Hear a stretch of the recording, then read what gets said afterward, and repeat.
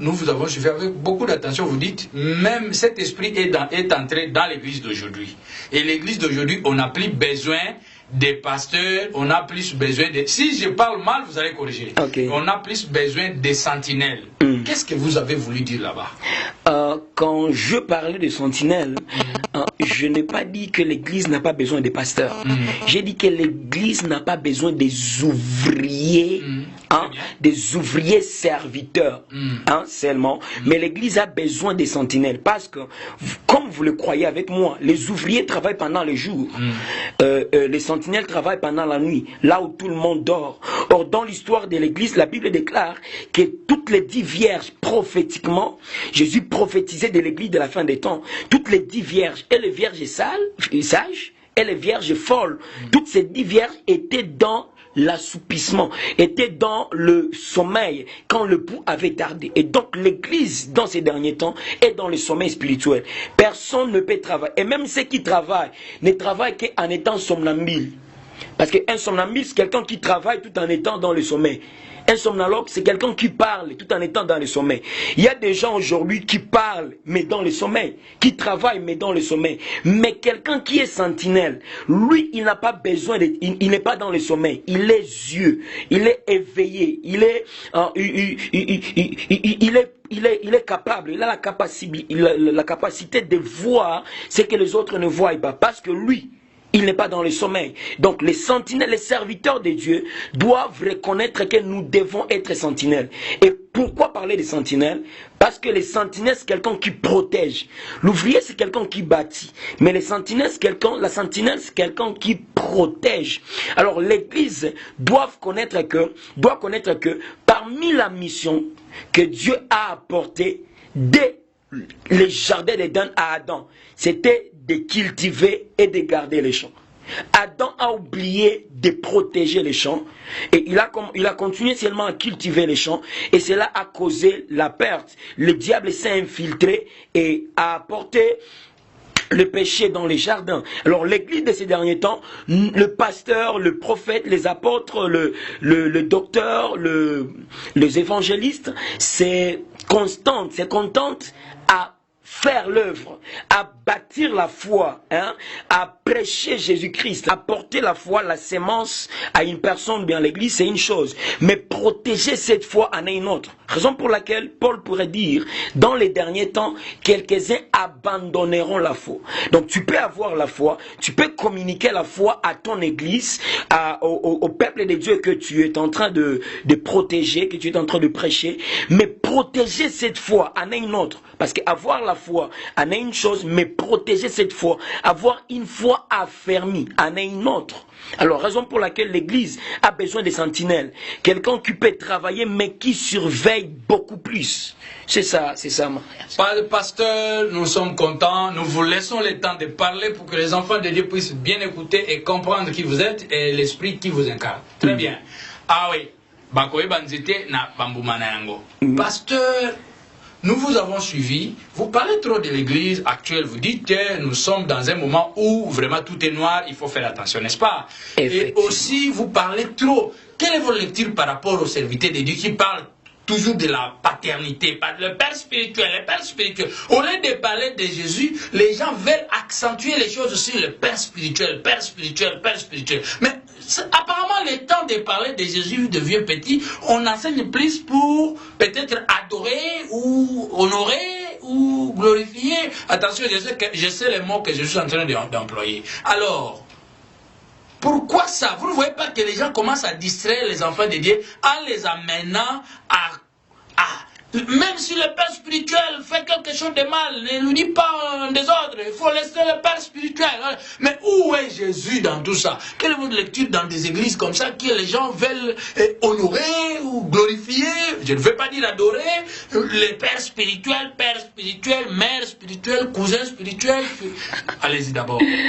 Au fait, je crois que l'Église doit faire attention.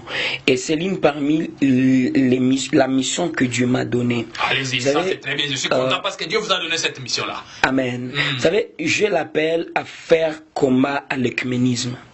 C'est ça mon appel. Faire combat au système babylonien, faire combat à l'esprit de Jézabel, de Balaam, de Nicolaïtes.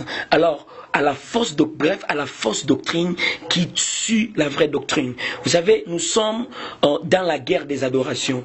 Et depuis le commencement, la genèse des genèses, si le diable est diable, c'est parce qu'il a voulu être adoré. Oui. Et s'il est venu sur la terre, il est descendu avec cette même soif d'être adoré. Alors c'est ça l'appel que Dieu m'a donné depuis l'année 2006. Dieu m'a appelé pour faire combat à cet esprit.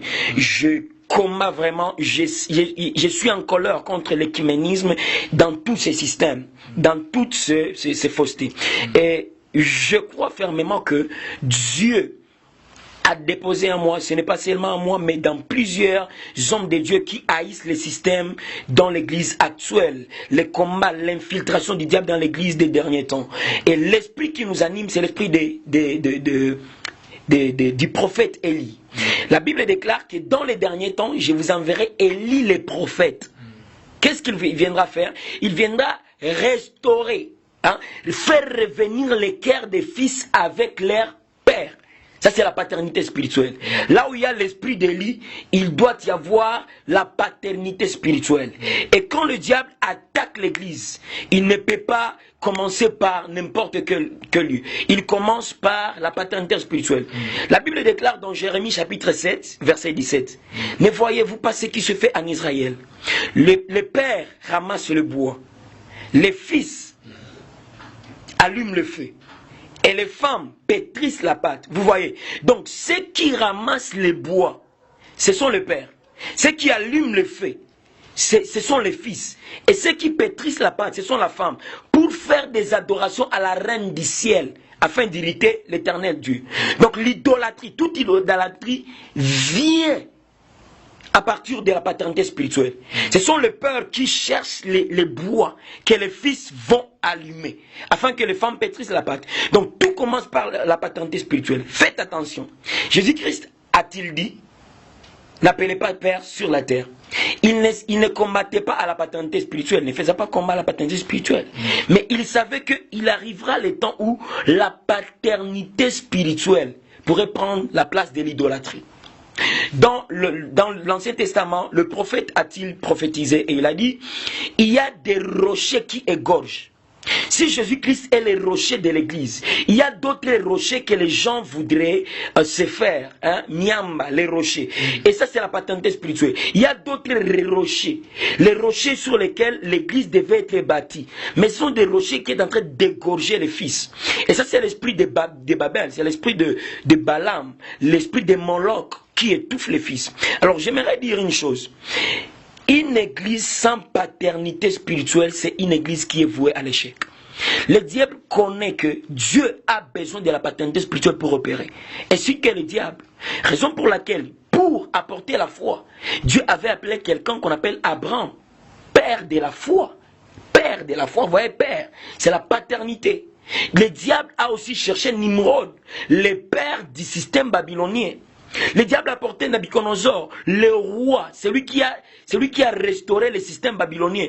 Il est venu avec le même esprit de Nabucodonosor, le même esprit de Nimrod, Nabucodonosor, afin d'assister l'esprit Et aujourd'hui, le mystère de Rome, le Vatican, est revenu avec ce même esprit de Babylonien pour restaurer cet esprit. Donc c'est la paternité. Quand on appelle papa, ça c'est la paternité spirituelle. Êtes-vous d'accord avec cet état d'esprit de la paternité spirituelle, oui ou non, pour les enfants qui vont nous suivre? Parce que vous savez, cette émission, tout le monde va suivre, les grands, les petits, et vous êtes en train d'expliquer très bien pour ça. Mais vous êtes d'accord ou vous n'êtes pas d'accord? Je suis d'accord avec la paternité spirituelle. Oui. Tout fils qui n'a pas un père est voué à l'échec. Donc c'est un fantôme. Oui, c'est un fantôme. Parce que je suis convaincu que Jésus-Christ, même quand il est venu sur la terre, il a dit une chose. Tout fils, je ne fais rien que tout ce que j'ai vu faire par mon père. Donc le fils, la mission du fils est déterminée par la vision du père. Tout fils marche sous les traces de son père. Et d'ailleurs, Dieu ne fait pas alliance avec le fils. Dieu fait alliance avec les pères. L'église qui n'a pas